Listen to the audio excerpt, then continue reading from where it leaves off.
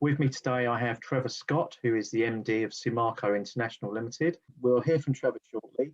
I just wanted to just quickly run through the slides going, the agenda. So initially, we'll have a quick look at why we were in the EU in the first place. We'll then start heading into exporting goods.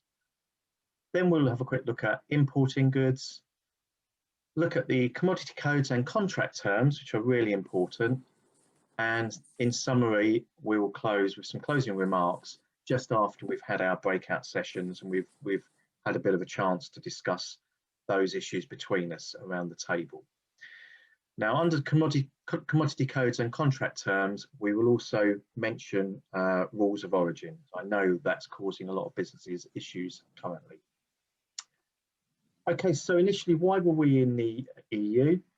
To reduce red tape, administration, bring in common standards and practices to make sure that everybody was trading on a level playing field and that labour laws were similar across the whole of the union, and to keep costs similar across the trading area.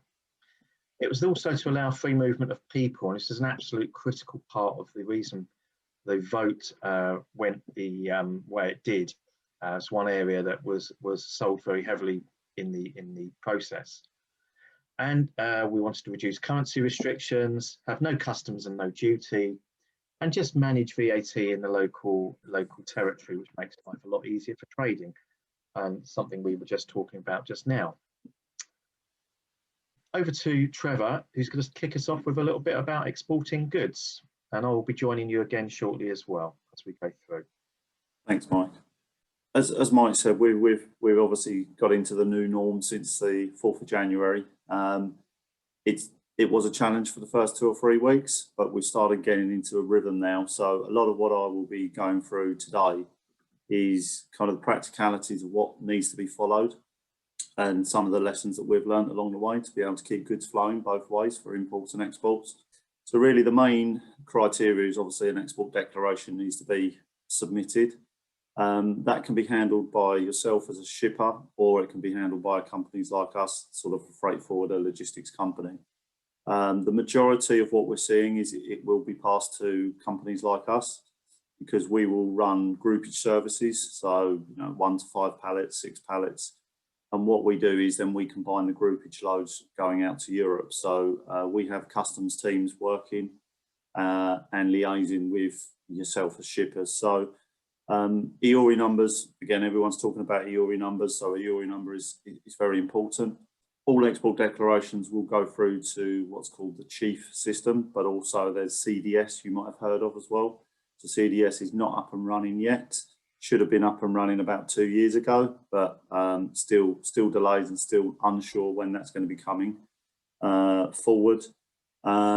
And then our systems are integrated with different software systems. So they have what's called CSPs, which are the intermediaries that sit in between kind of logistics companies, ERP systems, and also the chief system.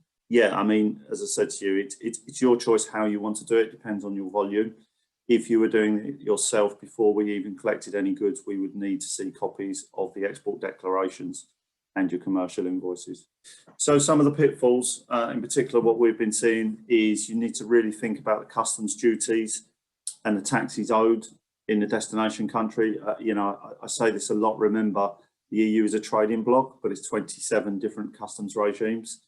And what we're seeing is you could have exactly the same invoice that's sent to, with the same goods, same commodities, could be going to the Netherlands, France, or Italy, and they will interpret the rules differently. And it's a frustration for shippers, and it's something that we'll come on to later. But I think it's all about doing that due diligence, and if you've got a buyer, maybe preempting potentially what their customs will do with your products if it's sort of outside the norm of freight all kinds. In terms of export licenses, again, it depends on the nature of the goods. So phytosanitary, alcohol.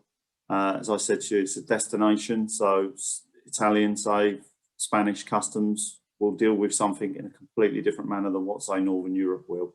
And that's something that it's the unknown until you start shipping and getting experience on it. End user products obviously drives a lot of what's required in terms of export licenses. And, you know, my advice really would be, before shipping into some of these countries with a product that maybe needs phytosanitary export licenses, speak to your local chambers, get their advice, or get some third-party advice to guide you through that process. Yeah, and okay, and this is where I sort of pick up on that piece of export license control. So some of the products that will need licenses, and we'll give you a link on the next slide that helps you find where you can get that information a bit more as well. But military goods and technology obviously need export licenses still today, as they did before. So there's no real change there. And same with drugs and phytosanitary stuff, etc., that Trevor has just been talking about. So you do need to check if you're dealing with anything like that. But the key term here really is dual use controlled goods. So what do we mean by dual use goods really? They are goods that can be specifically designed or reconfigured for things like military use. A good example of this was a business I was working with in Cambridgeshire last year, who make bespoke production line machinery. That's fine, the initial machine's fine, but the spare parts that they send out could be used for other things and could be used for military use. So you need specific licenses for those. And of course, the reasons are, you know, security and regimes we don't want to deal with necessarily, etc., etc. So you will need to have licenses where there's potentially dual use. And if you're not sure, then obviously the Spire site, which is listed at the bottom, will help you. There's also a couple of other logins there at the bottom, which will also help you explain to you whether or not you need licenses. Back to Trevor. New rules apply to businesses importing and exporting goods within the EU. And again, I think what we've found in particular on exports is the EU have been taken back somewhat in terms of what's required. I think they've underinvested in terms of the amount of staff they need to carry out the declarations. Obviously, we've heard some of the horror stories that people are not shipping, things are getting held up. I think that is easy now. It's getting better as they're getting more understanding and educated about what's required on the EU side. But just coming back to what I said previously, it's appointing an intermediary to help you, i.e. companies like ourselves. You can use specific software yourself, which is an approved CSP for customs and an end-to-end service. So it's really your choice where you go with this. But it's so important to get it right, because obviously if an export declaration is done incorrectly, it will be rejected, and that's going to cause further delays.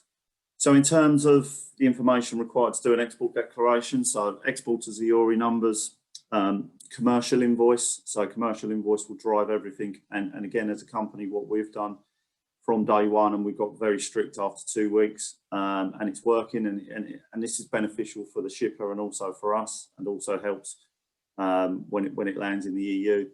And until that paperwork is 100% correct, we will not collect the goods. So that's a really important factor to keep the smooth running of goods. Otherwise, they would just be held in warehouses. Tariff headings. So again, just a point to note here, in particular on imports, this is important. Majority of the EU are working on 8 digits, but the UK work on 10.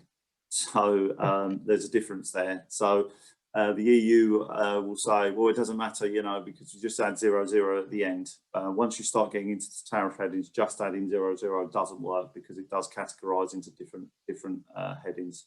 Country of origin. So really, really important, just to remind everyone, yes, we did get a free trade deal, but we got a free trade deal with the UK and the EU. So I'll give you 2 examples. One, someone brings goods in, say from China into the UK. They import it in, they pay the duty, our clothing, for example, 12%. They then resell it to the EU. When them goods go to the EU, you pay 12% again. So remember, anything outside of the UK, unless you're bringing it in for a bonded warehouse and re-exporting it out of a bonded warehouse, you're potentially paying double duty on them goods. And the second point on here, again, if you are buying something from a UK supplier and then you are you know, obviously if it's a raw material and you're producing a finished goods that turns into UK origin, then this wouldn't apply. But if you are just buying a product from a UK supplier and then you resell it onto the EU, the UK supplier will have to tell you what country of origin that is. If that was Chinese or American or whatever, just because you've bought it locally in the UK, it doesn't suddenly turn into UK origin. So the origin will still be rest of the world. Therefore, it will potentially apply a duty to that when we're exporting it into the EU. I think that's really, really important on that point, and it's understanding your supply chain and where the origins are of any product that you're buying, if you're not manufacturing it, if you're just reselling. Obviously, sales value needs to be on the invoice, number of units, packages, gross weight, and the EU EORI and VAT number of the import of record. So the European purchaser, again, really, really important on that point, because that means destination, it's much quicker to be able to process the import declaration to keep the goods flowing. And obviously, as a shipper, it's important for your goods to reach their destination as quick as possible to potentially get a reorder. And lastly, the summary of the invoice. Again, when we started out this, we were getting some invoices that were 50 pages long, loads and loads of lines of tariff headings, and it was taking sometimes one day, a whole day for one person to do one export declaration, which is just, it's not feasible. So again, what we're now insisting is summary on the invoices. It can be an Excel spread attachment, but as long as it's summarised by commodity code, country of origin, values, etc., it just speeds up the process for everyone. Okay, Trevor, can I just ask a quick question there, because some of the businesses will be selling B2C. So they're obviously not going to have EU EORI number or VAT number. Those customers won't have that. How does it recognise that when it enters the country of destination? So I'll be honest with you, in our industry now, most of us are not selling B2C on that basis, because goods will just be held up. So for example, I'll give you an example. In the first week, we had a import. So just think about this in reverse. For export, we had an import of a guy. He bought some car parts from Holland. The value of the invoice was £1,500. He didn't have a VAT number. He wasn't EORI registered. We bought the goods in, but essentially you have to pay the VAT. So the price of his goods end up escalating completely because he had to pay the duties applicable. He had to pay the VAT. I think what a lot of people are doing, where they've got a lot of B2C shipments within the EU, and again, it hurts me to say it because obviously I want to continue the export business, but a lot of people will relocate into a DC in Europe, bulk ship into there, and then it's in free circulation. So that's what we're seeing. So you probably heard there's been a lot of talk about this, essentially heat treated pallets. So due to belt and braces, everyone should be doing it. Are we seeing any goods being held up at this moment in time? Absolutely not. I think if you've got full loads, potentially they could check it.